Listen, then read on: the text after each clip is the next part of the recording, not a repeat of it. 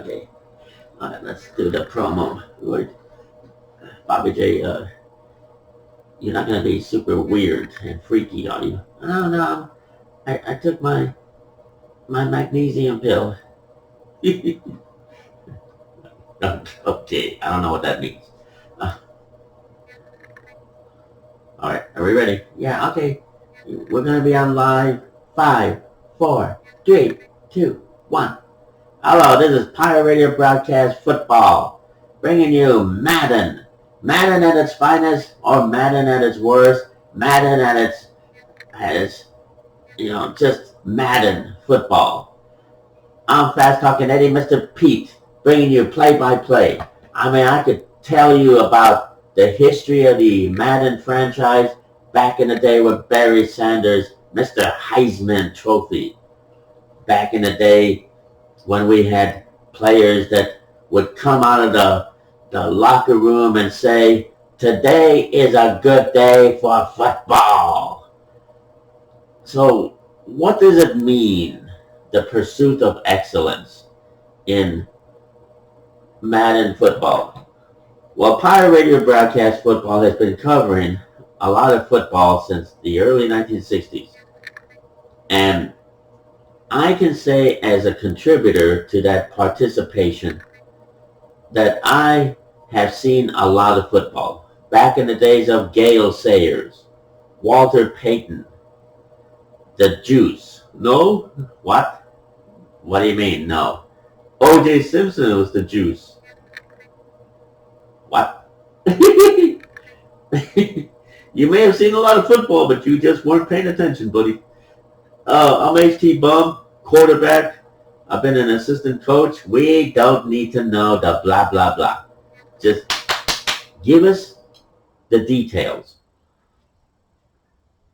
In today's market, do you think Deshaun Watson should leave the Texans for the Chicago Bears? I think Deshaun Watson should be very careful the team he commits to, because if he feels Chicago will best promote his talent and give him a system where he can prevail over the adversity of being in a different uniform. Because with the Texans, he had his stats and he proved himself. But that's because he had a lot of players around him and a system that just empowered his greatness. Whereas in Chicago, they have legacy. They may not always, be the football version of a gridiron God, but they have had their Sorry, I was eating some potato chips and it aggravates my cough. So nobody needs to know your details. Give us football details. Well, I'm trying to, just don't want to succumb to the gags and people thinking, why is this guy gasping? I just want you to let know I was eating some potato chips. Okay, enough with the potato chips already. Dak Prescott. We've all been talking about him. We've all been, hallucinating, and we've been kind of making him out to be lesser or greater than. At this moment in time, HT Bum, in all your experience as a quarterback and as an assistant coach, administrator, what do you think is in the best interest of Dak Prescott? Dak and his agent need to correctly assume that the Dallas Cowboys want him to stay at a price that they believe will accommodate the market restrictions. And so if he decides to stay with Dallas and be comfortable with that, It is very obvious under this current system of the Dallas Cowboys, he will only be comfortable and get paid what Dallas feels comfortable paying. Doesn't mean that if he gets injured again because of the over sense of NFL competition versus the Dallas Cowboys, where the rest of the NFL wants to shut the Cowboys down as fast as possible and end their season.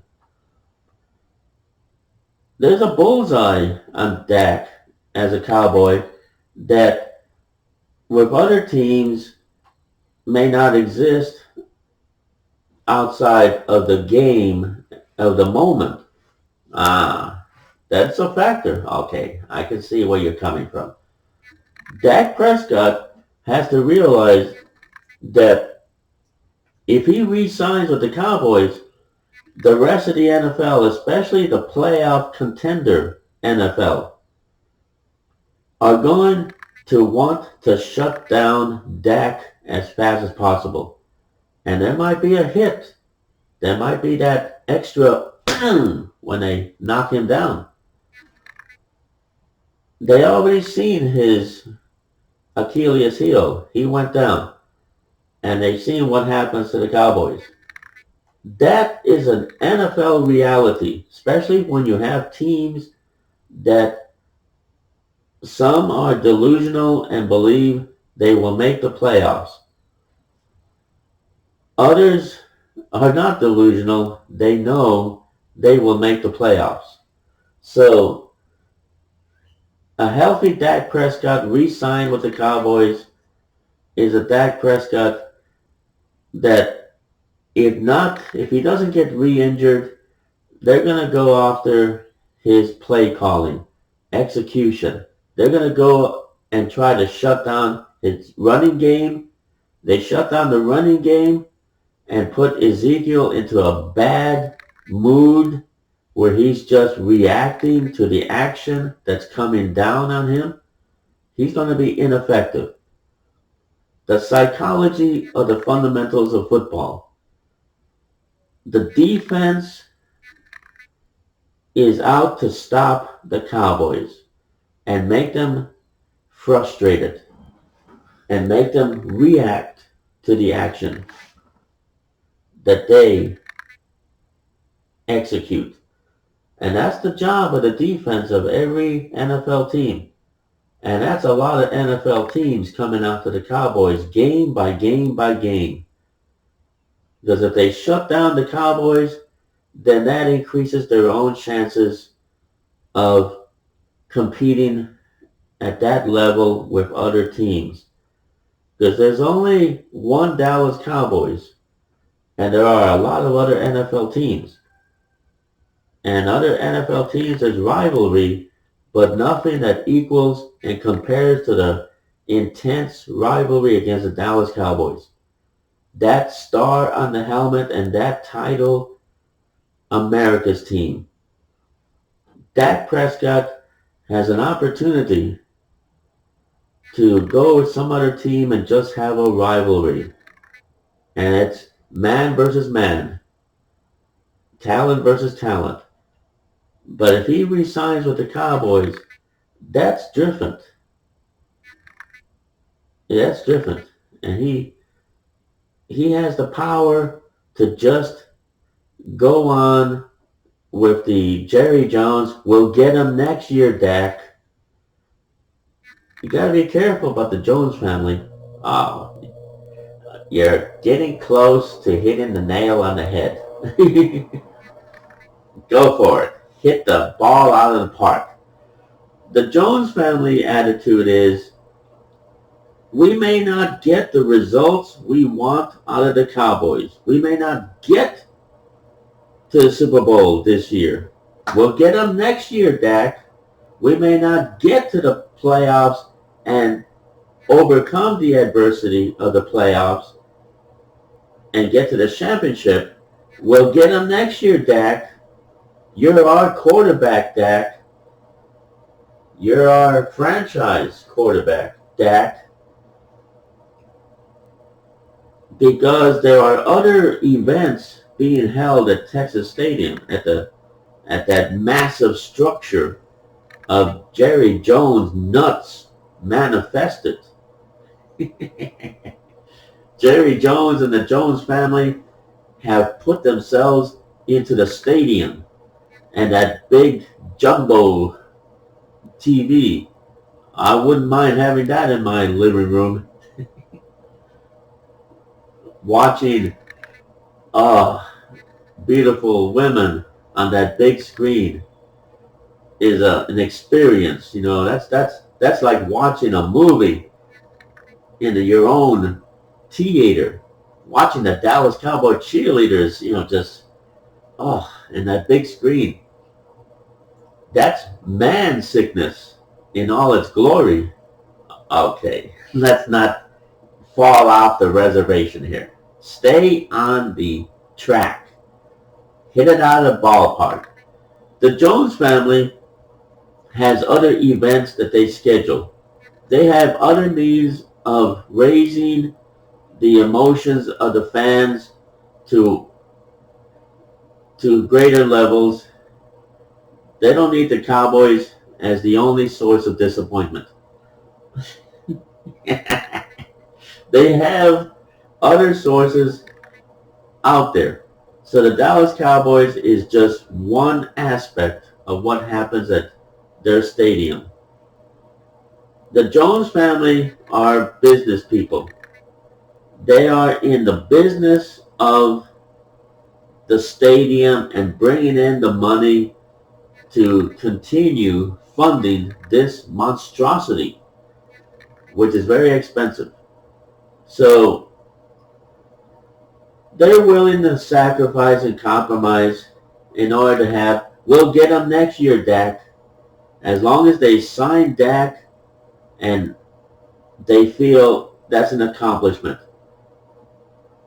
And if Dak Prescott retires as a Cowboy after years of the Cowboys just repeating the last season, the Jones family are good with that. Somehow from the grave, Jerry Jones' carcass will be at the Super Bowl when it happens. If it doesn't happen with Dak Prescott, the Jones family are good with that as long as they are the masters of the negotiation and they get what they want. Go ahead, slam it out of the park. I thought I just did. Nah, you're close. Alright, you want me to add? Come on. Hit it, baby. Come on, hit it. Alright. Don't disappoint the moment.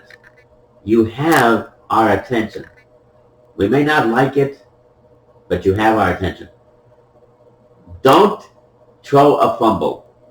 Dude, when I throw a fumble, it's because the person I'm throwing the fumble to doesn't catch the damn thing. What? I'm talking about fumbling. You fumbled the ball. I got hit. That's not my fault. If I didn't get hit, I would not have fumbled. If my receiver only caught the damn thing, what does it take to catch a football? Catch the damn thing. I'm throwing it. Here I am running for my life, scrambling, and I see that you're open, and I throw you the damn thing. It's not a rocket science. Catch the damn football, and you'll make not only my highlight reel, but you'll make your highlight reel. It doesn't take much for a Roger Staubach to Drew Pearson. It just takes two people coming together and saying, I shall not be damned by the adversity. I shall damn the adversity. Sometimes players just want to make me look like a damn stinking embarrassment. And that's the relationship between the Jones family and Dak Prescott. Neither side wants to give in and say, I'm doing it for the team. Both sides are saying, yes, I love the Cowboys organization, But at the same time, I want to be able to live with myself at the end of my career. Pay me for my adversity. Pay me for the pain of next year, Dak. We'll get them next year. Reimburse me for the embarrassment that I'm going to suffer at the press conference. Reimburse me. Make me feel like I'm not just there because you don't have any other quarterback. And you look at Andy Dalton and say, well, think about next year, Andy Dalton. We'll think about it. There's a difference between we'll think about it, Andy Dalton, versus well, next year, Dak, we'll do it again next year. Dak wants to be paid for next year, Dak. We'll get him next year. Andy Dalton, he knows he's the backup quarterback. He knows that when he goes out there, there's a 99% chance everyone's going to boo him and wish that somebody knocks him out and drags his carcass to the sideline. It doesn't matter if Andy Dalton gets knocked out of the game. There's always some backup quarterback. But Dak Prescott has got to think what's best for him and what's best for Dak Prescott. He can shine and get paid and get laid with some other team. Or he can stay with the Dallas Cowboys, get somewhat paid, get laid, and retire at the end of the career and join Tony Romo. And just live with it. And live by his stats. While people will say, yeah, you have the stats, but you don't have the Super Bowl. So, I just want to say, in concluding this ranting, I have taken the team sometimes to the Super Bowl. Other times, it was a tough season. But I had the stats. And if I were playing right now, I would have a 99% chance of being benched because I throw too many interceptions. Now, I throw interceptions because I'm a playmaker. I go running, I scramble, and I throw it downfield, and it's not my fault where the ball ends up. I make that extra effort beyond the call of duty to try to get the football caught by my own receivers. Unfortunately, the defense are playing like receivers, and the receivers are playing like defense. And they're all trying to swap the football. My receivers should spend more time as receivers, and maybe less time playing as defensive players. And maybe they'll catch the damn football and give me my highlight reel and give me a Super Bowl ring. So you're blaming your receivers. I'm blaming the lack of passion. If I were a receiver, I would be out there saying, wow, the ball is coming my way. Sucker, you're a defensive player. You're going to feel the pain. You're going to feel my elbow. You're going to feel, I don't care if I get penalized. That defensive player, boom, I'm going to bring the pain. He wants to try to snatch that football away. He's got to feel the pain. I know that's dirty football, but there's always the next play. See, it always happens. Receivers that are tagged get the football thrown to them. Receivers who are playing like a defensive player and the football is coming towards them, the mind of a defense player is to stop the football from being caught. And that's why a lot of receivers never catch the football, because they're playing like a defensive player. And they're not playing like a receiver. And so I could have a lot of Super Bowls, a lot of notches to my belt buckle. Instead, I have a lot of disappointments. I have a lot of looking back at film and saying, oh, what the hell happened? Why didn't you just catch the damn ball? I'm running for my life back here. I'm running and scrambling, and I'm throwing the football under great adversity. And I'm taking hits. And the least you can do is catch the damn stinking pigskin. It's not rocket science. So Dak Prescott, he's not me. He's not at my level of intensity. But if I have this kind of adversity, can you imagine Dak Prescott? So signing with the Cowboys, he'll have a good career and retire. As you can notice, I can be a walk-in and I can get signed. I'm reliable. The coach knows by signing me, he'll get passion. He'll get playmaking. He'll get beyond the Call of Duty quarterbacking. And it doesn't matter if I get hit. I'll find a way to crawl back into the pocket and call the next play. Right now, I'm recovering from an injury to my lower legs. I can't play at full intensity. So, if I come back and play with the Cowboys, there's a bullseye. And there's a 99% chance my receivers are not going to catch the football. But that 1%, that separates greatness from epic is all I need. It's what drives me. It's what, in the huddle, I'm looking at who's the player that's going to make epic. And I'm looking at the player who's going to be open, who's going to be enforcing where you need to be. I'm making a judgment call in the huddle before we actually say, hut, and they all go.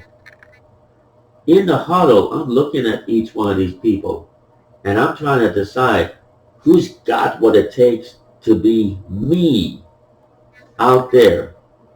I can't catch my own footballs, but at the same time, I'm looking at that one player, and I'm looking and feeling the mood of the huddle.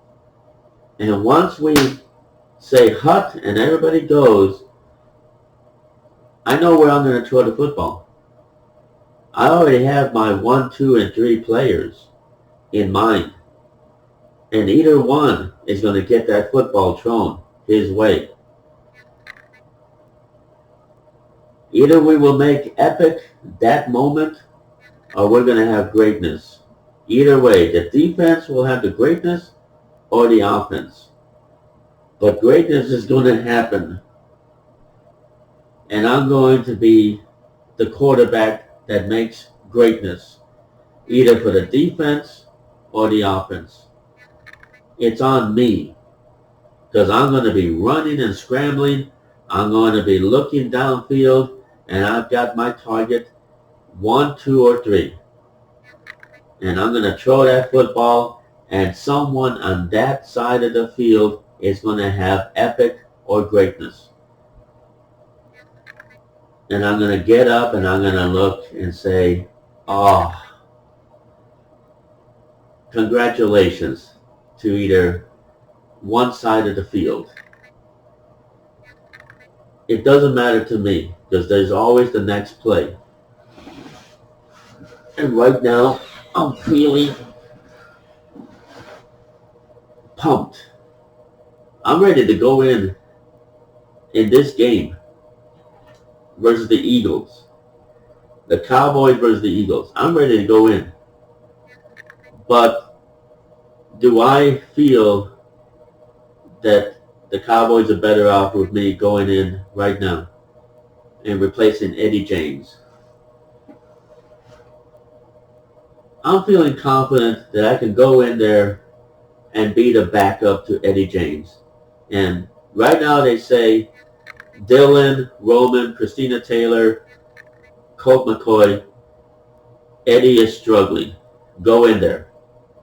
And they can say it to me, and I'll go in there. And A or B is going to happen. With me, it's going to happen even greater. But I'm ready to go in there. You ready to play right now? I'm ready. All right. Let's put you in there. What? What do you mean? Hey. Come on. We need you. The Cowboys need you. Even if you're a backup, go in there, HT Bomb. This game, go back in there. I need Charlene Pinky Goober and Slam Dunk Gomez. I can't just go in there. I need those two to be with me out there. Because I know Slam Dunk Gomez will block for Charlene Pinky Goober. And I know she's going to catch the football. Then sign the three of you. That's a package deal. I get signed, they get signed. They get signed, I get signed. That's the way we roll. It's three of us or bust. Okay. Alright, we'll be right back with our traditional, the roster. Let's do it right now. What? No. Alright. Okay, here are the top players. Drew Brees, 221 passing yards, 3 passing touchdowns, 1 sack, 2 carries, 5 rushing touchdowns, 1 rushing touchdown. Roethlisberger. What? Roethlisberger. He has 223 passing yards of Steelers, 3 passing touchdowns, 1 sack, 2 carries, 9 rushing yards. And NFC defensive player, top player, Baby Angel Baraki. He finally made the list. 10 tackles, 1 sack, 1 interception, 1 touchdown. AFC defense, Ingram, Chargers, 5 tackles, 3 sacks. Congratulations, Baraki. He made the list. Alright, a message from offensive coordinator. Coach, I want to brief you about Fletcher Cox before our game this week. He brings a ton of power to the Philadelphia defense, and he has a strength to collapse the pocket against the run and the pass. How do you want to handle him? I say commit to slowing Fox down. Cox. Jeez. I can see why you're not playing. What? A while ago you said you want me to in there. Whatever. Okay, you got some players willing to negotiate right now. Oh my gosh, he's back. Crawford. The contract length is good, but that's it. Dude, we can sign Deshaun Watson. I wouldn't say anything if I were you, Crawford. Get back to me. Yeah, you do that. Jeez. Baby Angel Jericho. Stop drinking the liquor. The contract length is good, but that's it. We need to sign this guy. Jericho he's highly aggressive. So what are you going to do? We'll make him an offer. $12.8 million. Oh, he'll get back to you. Can you improve the bonus at all? Sure we can. That's all it takes. That's all it takes. Okay. My gosh. You'll have to wait till the next game. Maurice Kennedy. Oh, damn right. We need to sign this guy. Make him an offer. Signed. Thank you, Maurice. Thank you. That's all it takes, Jericho. That's all it takes. And Crawford, learn from Maurice. My gosh, stop being so Dak Prescott. Alright. What you have here is, my gosh, we're really going down the list, aren't we? Yeah, I mean, we're going for everybody.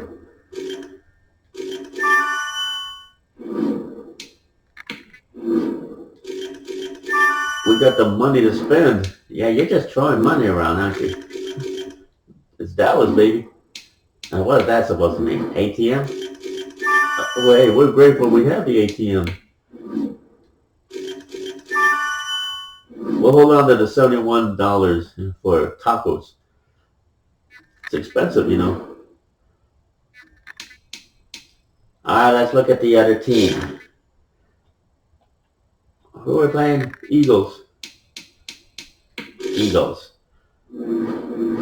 Select the team you want to join. Start your season. This is a tough team. It's going to be a tough game. Alright. Defensive coordinator. Coach, we got a tough matchup this week. We got to figure out a way to shut down Baby Angel Eddie James. I say neutralize him. Wow. That's right. You're not going to be able to slow him down.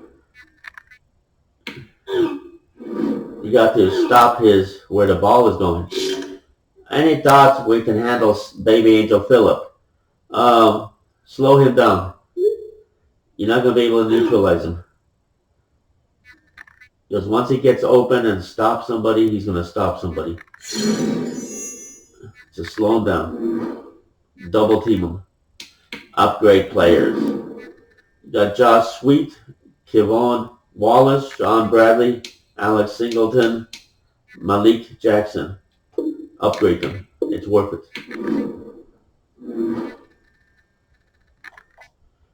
We got a tough game coming up for the Cowboys. Yes, sir.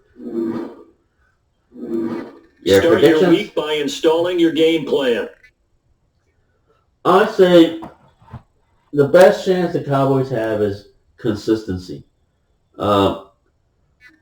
Eddie James is just going to have to go in there and basically outdo himself, because they're going to try to slow him down.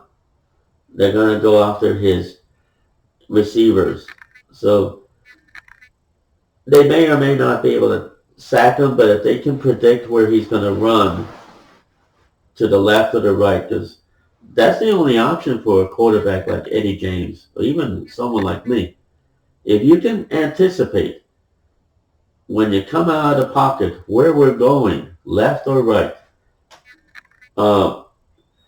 you can neutralize us. And I've been neutralized a lot. Damn, that's why I'm recovering from the injury. When they neutralize me, boom! They neutralize me. And I've been nuked. So I'm ready to go back in. Are you? Yes, sir. I'm ready to go back. All right, we will decide whether or not HT Bomb, Charlene Pinky Goober, Slam Gomez play. They're ready to play in this game. So we will decide after we come back. It's a decision. They're ready. We're ready. We'll be right back.